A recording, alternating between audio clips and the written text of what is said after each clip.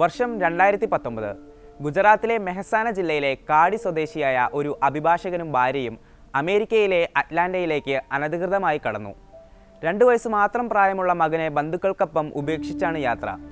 അപ്രതീക്ഷിതമായാണ് Covid മഹാമാരി ലോകം കീഴടക്കുന്നത്. ലോകം നിശ്ചലമായി.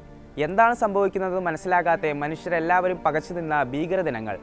സ്വന്തം മാതാപിതാക്കൾ എവിടെയാണെന്ന് അറിയാതെ, അവരെ ഒരു നോക്ക് കാണാൻ പോലുമാകാതെ ആ 2 വയസ്സുകാരൻ കാടിയിലെ വീട്ടിൽ കുടുംബക്കാർക്കൊപ്പം തനിച്ചു കഴിയുകയായിരുന്നു.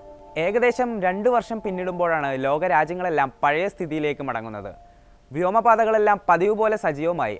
ആ സമയത്താണ് ദമ്പതികളുടെ ഒരു അടുത്ത ബന്ധു അവരുടെ പാത സ്വീകരിച്ച് അമേരിക്കയിലേക്ക് കടക്കാൻ ശ്രമം നടത്തുന്നത്. അന്ന് 5 വയസ്സ് പ്രായമുള്ള തങ്ങളുടെ മകനെയും കൂട്ടിവരാൻ അയാളെ ദമ്പതികൾ ഏൽപ്പിച്ചു. അങ്ങനെ അവർ നിർദ്ദേശപ്രകാരം ടെക്സാസിനടുത്തുള്ള അതിർത്തിയിൽ കുഞ്ഞിനെ ഉപേക്ഷിച്ച് ബന്ധു രക്ഷപ്പെട്ടു. അതിർത്തിയിൽ ഒറ്റപ്പെട്ട് പരിഭ്രമത്തോടെ നിലവിളിക്കുന്ന ആ കുരുന്ന് US അതിർത്തി സുരക്ഷാ സൈനികരുടെ കണ്ണിൽപ്പെടുന്നു. അവർ ചെന്ന് പരിശോധിച്ചു നോക്കുമ്പോൾ കുട്ടി ഉടുത്തിരുന്ന ട്രൗസറിന്റെ പോക്കറ്റിൽ നിന്നും മാതാപിതാക്കളുടെ പേര് വിവരങ്ങൾ ലഭിച്ചു. ആ നമ്പറിൽ വിളിച്ചു നോക്കുമ്പോൾ അവർ അമേരിക്കയിൽ തന്നെ ഉണ്ടായിരുന്നെന്ന വിവരമാണ് അറിയാനായത്. സുരക്ഷാ ഉദ്യോഗസ്ഥരുടെ നിർദ്ദേശപ്രകാരം ദമ്പതികൾ വന്ന് കുട്ടിയെ സ്വീകരിച്ചു. മാനുഷിക പരിഗണനയിൽ ആ കുടുംബത്തിന് അധികൃതർ അമേരിക്കയിൽ തന്നെ അഭയം നൽകുകയും ചെയ്തു. ഒറ്റപ്പെട്ട ഒരു സംഭവമല്ല ഈ പറഞ്ഞത്. കഴിഞ്ഞ കുറച്ചു വർഷങ്ങളായി അമേരിക്കൻ അതിർത്തികളിൽ സ്ഥിരം കാണുന്ന ഒരു പ്രതിഭാസമാണ്.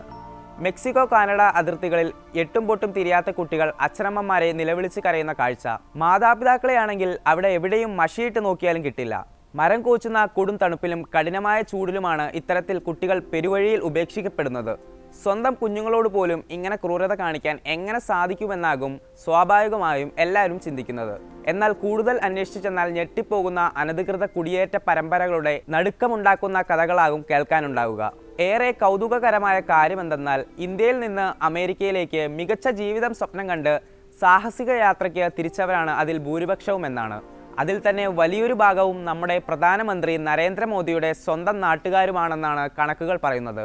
US കസ്റ്റംസ് ആൻഡ് ബോർഡർ പ്രൊട്ടക്ഷനിൽ നിന്നും ലഭിച്ച കണക്കുകൾ ആധാരമാക്കി ടൈംസ് ഓഫ് ഇന്ത്യയാണ് ഈ വിചിത്ര കുടിയേറ്റത്തിൻ്റെ കഥ പുറത്തു കൊണ്ടുവന്നിരിക്കുന്നത്. 2024 ഒക്ടോബറിനും ഇക്കഴിഞ്ഞ ഫെബ്രുവരിക്കും ഇടയിൽ മാത്രം 77 ഇന്ത്യൻ കുട്ടികളെയാണ് US അതിർത്തികളിൽ നിന്നും പിടികൂടിയത്. 6 വയസ്സുള്ള കുഞ്ഞുങ്ങൾ മുതൽ 17 വയസ്സുള്ള കൗമാരക്കാർ വരെ ആ കൂട്ടത്തിലുണ്ട്.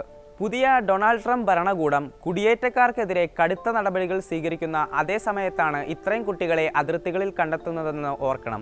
77-ൽ 53 പേരെ മെക്സിക്കൻ അതിർത്തിയിൽ നിന്നാണ് പിടികൂടുന്നത്. 22 പേർ കാനഡ അമേരിക്ക അതിർത്തിയിൽ നിന്നും കണ്ടെത്തുകയായിരുന്നു. അമേരിക്കയിൽ താമസമുറപ്പിക്കാനുള്ള തന്ത്രപരമായൊരു ആയുധമാണ് മാതാപിതാക്കൾ സ്വന്തം കുഞ്ഞുങ്ങളെ ഉപയോഗിക്കുന്നത്.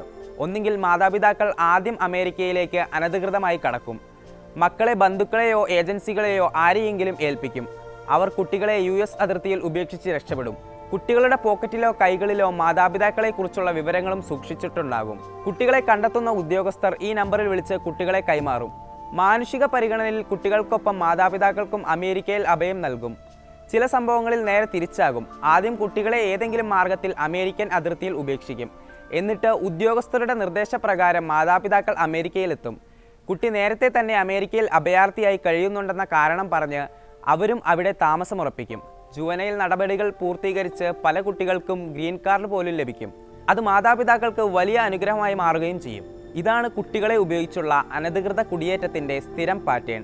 കണക്കുകൾ പ്രകാരം 2022-നും 2025-നും ഇടയിൽ 1656 ഇന്ത്യൻ കുട്ടികളെയാണ് US അതിർത്തിയിൽ അധികൃതർ കണ്ടെത്തിയത്. നേരത്തെ തന്നെ ഇത്തരം കുട്ടിക്കടത്ത് സംഭവങ്ങൾ റിപ്പോർട്ട് ചെയ്തിട്ടുണ്ടെങ്കിലും കോവിഡിന് ശേഷമാണ് അത് വലിയ തോതിൽ വ്യാപകമായെന്നാണ് കണക്കുകൾ വ്യക്തമാക്കുന്നത്.